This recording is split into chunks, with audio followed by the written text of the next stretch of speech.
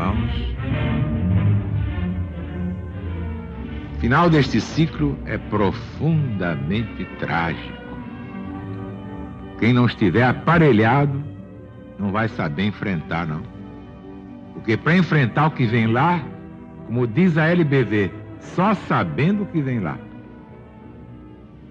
Então, meu amigo, trate de entrar para a LBV, que é a Arca de Noé dos tempos modernos.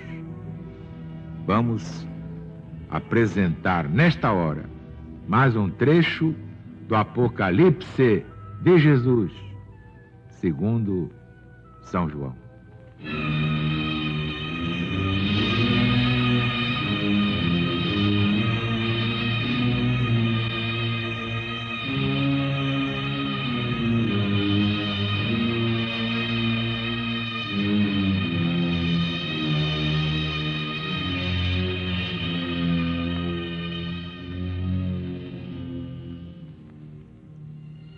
Tocou também o sexto anjo a trombeta.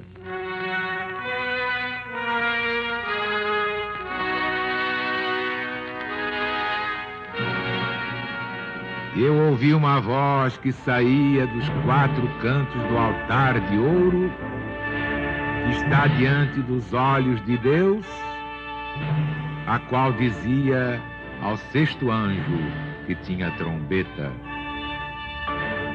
solta os quatro anjos que estão atados no grande rio Eufrates.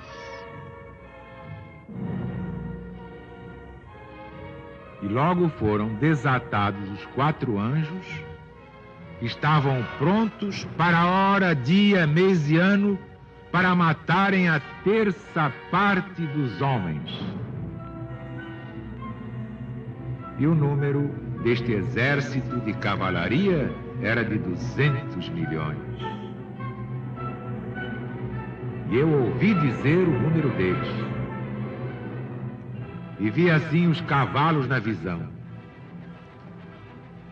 Os que estavam montados neles tinham as couraças de fogo e de cor de jacinto e de enxofre, e as cabeças dos cavalos eram como cabeças de leões. E da sua boca saía fogo e fumo e enxofre. E por essas três pragas, isto é, pelo fogo, pelo fumo, pelo enxofre, que saíam da sua boca, foi morta a terça parte dos homens.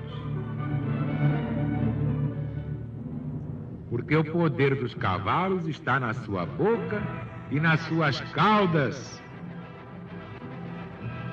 porque as suas caudas se assemelhavam com as caudas das serpentes, tinham cabeças para com elas danar. E os outros homens que não foram mortos por estas pragas, nem se arrependeram das suas obras, adorando demônios e os ídolos de ouro e de prata e de cobre e de pedra e de pau, que nem podem ver, nem ouvir, nem andar, não fizeram penitência dos seus crimes, nem das suas impurezas, nem dos seus furtos.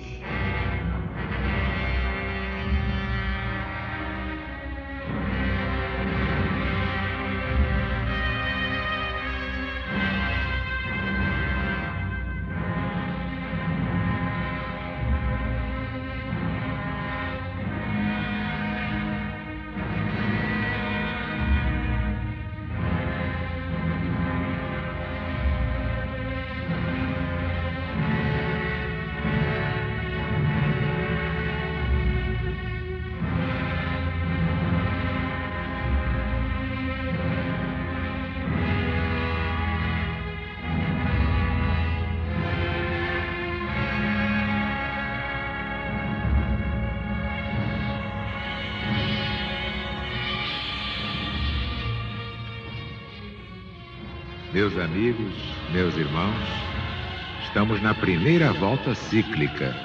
O Apocalipse tem 4.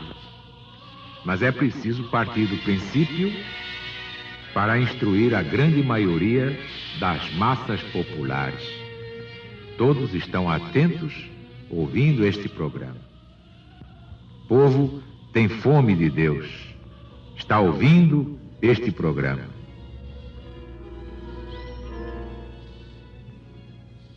Vemos ali no versículo 14,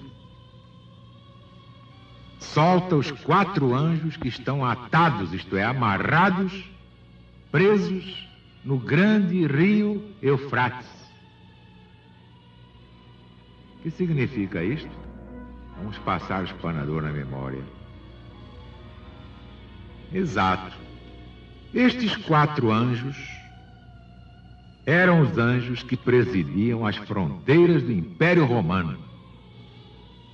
Pela parte do Eufrates, sobre cujas beiras, é sabido, estavam dispostas as legiões romanas que defendiam o trânsito, controlavam tudo. Ninguém passava, ninguém vinha, ninguém ia, sem que desse satisfações às legiões romanas. E mandar soltar estes anjos, atados até ali, significa o quê? Perfeitamente. Deus dar licença aos persas para que, passando o rio Eufrates, onde até então tinham sido contidos, pudessem arrasar o Império Romano.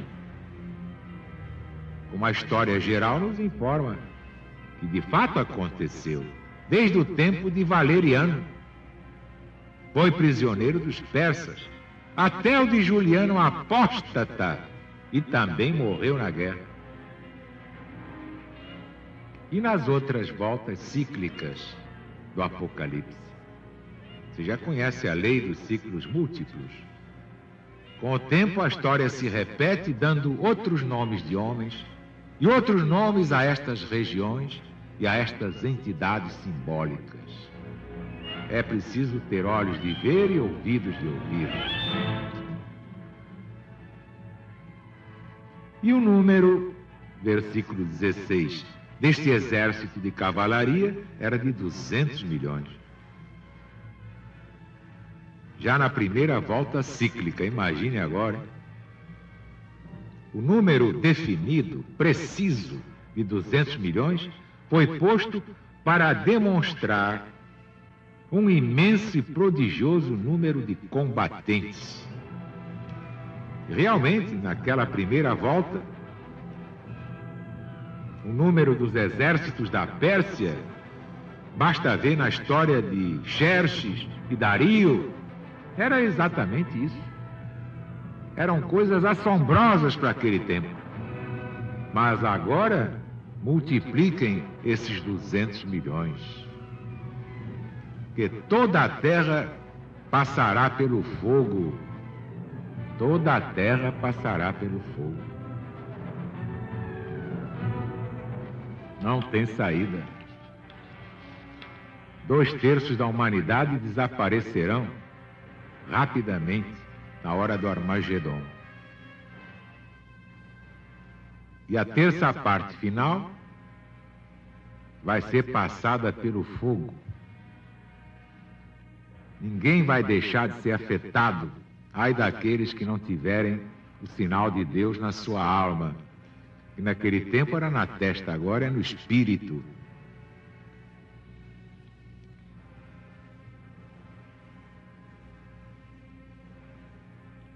E vemos aqui uma referência às caudas, porque o poder dos cavalos está na sua boca e nas suas caudas.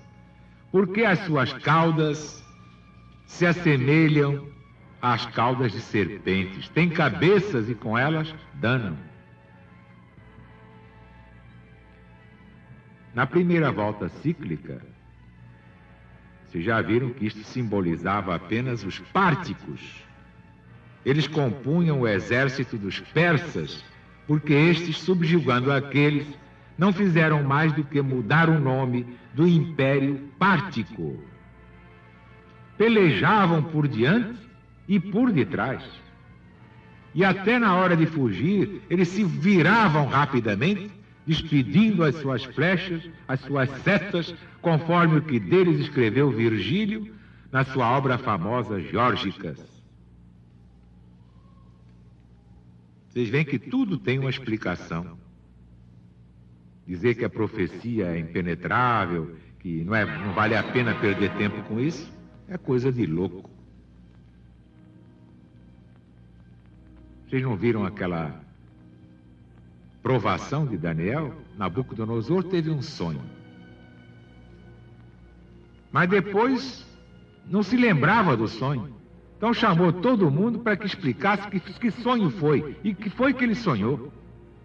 Imaginem vocês, ninguém deu resposta ao rei Nabucodonosor, somente Daniel. E vocês sabem como é que Daniel conseguiu? Pedindo a Deus que lhe mostrasse qual tinha sido o sonho de Nabucodonosor.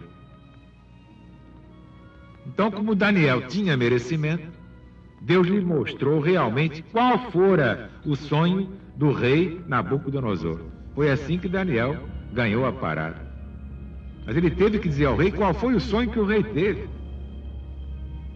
Não queria só interpretação, queria saber o que foi que ele sonhou, que ele não se lembrava mais. Parada dura, hein? Só mesmo para os eleitos de Deus. E finalmente, no versículo 20, e os outros homens que não foram mortos por estas pragas,